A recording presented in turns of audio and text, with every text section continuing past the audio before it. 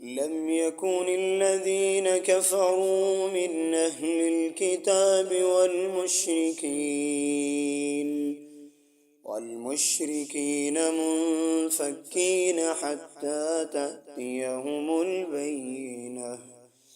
رسول من الله يتلو صحفا مطهرة فيها كتب قيمة. وما تفرق الذين أوتوا الكتاب إلا من بعد ما جاءتهم البينة. وما أمروا إلا ليعبدوا الله مخلصين له الدين حنفاء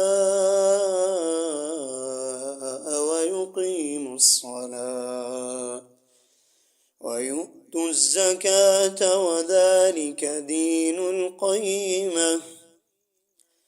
إن الذين كفروا من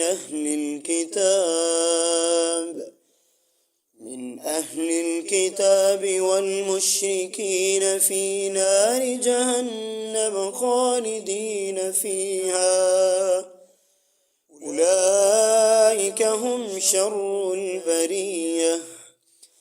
إن الذين آمنوا وعملوا الصالحات أولئك هم خير البرية. جزاؤهم عند ربهم جنات عدن تجري من تحتها الأنهار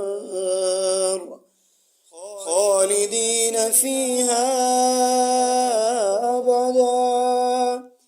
رضي الله عنهم ورضوا عنه ذلك لمن خشي ربه.